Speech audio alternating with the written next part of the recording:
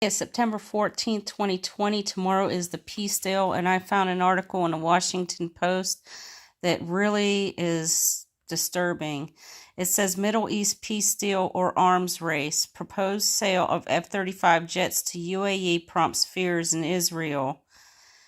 Jerusalem. The proposed sale of advanced U.S. fighter jets to the United Arab Emirates is raising concerns among some security experts in Israel that the Middle East could be on the verge of an arms race, even as those two countries sign a peace deal Tuesday at the White House.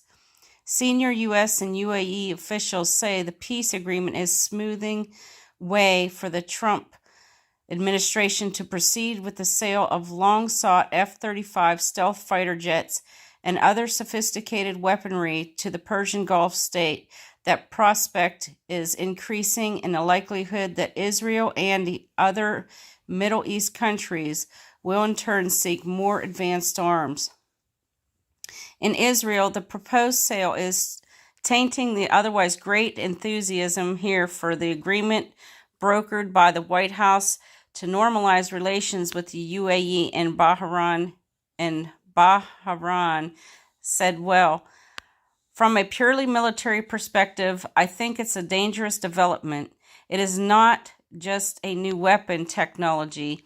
The F-35 is an entire weapons platform, said Chuck Freelich, a former deputy national security advisor in Israel, an analyst of the U.S.-Israel relations. He said the F-35s would represent a dramatic upgrading of the Emirates' military capability.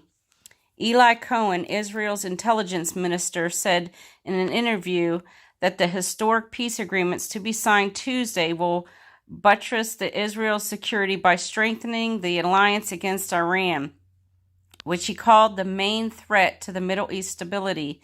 At the same time, he said Israel, which already has a fleet of 20 F-35s, would object to any arms deal that erodes its military superiority in the region. We have a clear policy about maintaining our advantage and will protest any weaponry that might damage that advantage, he said. The U.S. and UAE officials have not disclosed details of the proposed sale, including the number of jets and how advanced a model. But under a 12-year-old law, the U.S. is committed to ensuring that Israel maintains the qualitative military edge. Another senior figure in Israel's defense establishment warned there was no guarantee relations between Israel and the UAE would remain amicable. Things change here rapidly, and we always need to be aware of this, said a senior figure who spoke on the condition of anonymity to address security discussions. Israel is a small country. Its military advantage allows it to maintain strategic virtual depth. Removing this edge is extremely worrying for Israel's security. The Israeli newspaper Israel Hayman, considered close to Prime Minister Benjamin Netanyahu, reported Sunday that the Israeli army is preparing to present the U.S. with a shopping list of advanced military hardware that would ensure Israel keeps its military edge.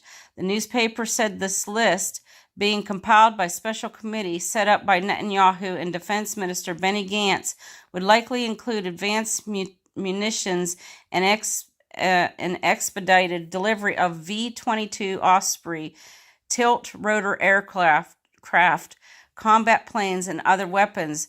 The Israeli military would not confirm the accuracy of this report. Guys, I'm wondering if this is not what this is about. It's an arms race. Kind of interesting. According to media reports, the Israeli and U.S. Netanyahu privately condoned the proposed sale of the fighter jets to the UAE as part of an overall deal that including normalizing relations between UAE and Israel. But Netanyahu, who arrived in Washington on Monday ahead of the White House ceremony, has repeatedly denied agreeing to such an arrangement. Well, this is kind of concerning to me because I'm going to pull this down to where I was looking at something. I hope it's still there.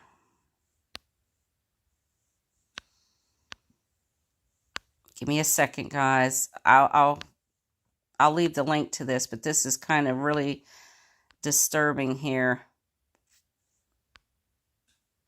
I'll read some of this other stuff. A similar emergency declaration to advance the F-35 sale could be hard to defend. Secretary of State Mike Pompeo described the emergency declaration last year as one-time event.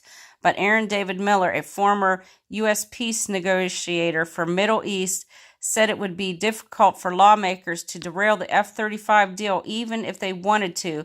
It's very hard for Congress to take responsibility for blocking something that appears tethered to a peace agreement that promotes American national interest.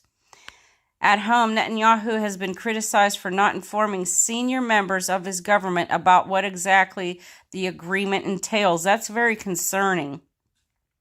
No one knows what it is. No one knows what is in this agreement, but it is certainly not peace for peace, said Nitzan Horowitz, head of the left-wing Meretz Party and a member of the Foreign Affairs and Defense Committee in the Israel Parliament, the Knesset. Horowitz, a leading advocate for peace with the Palestinians, said that there has been no discussion about the agreements inside the government or the Knesset, and that Netanyahu is not even consulted with his chief of staff, defense ministers, or foreign ministers. This has never happened before. Netanyahu has just bypassed all of them. I'm getting the Holy Spirit all over me, guys. Beyond the F-35, he said he was deeply concerned about potential sale of advanced cyber systems in the UAE. This is technology that can easily be passed on or fall into the wrong hands, he said. So I'll leave the link on this, guys. This is really, really, really concerning. You know, when they say peace and safety, sudden destruction, is this why? So I will leave the link. God bless you all, family. We're seeing some very troublesome things happening. This is not peace. This is not peace. Jesus Christ is coming, guys. We all know it. Love you. Be blessed.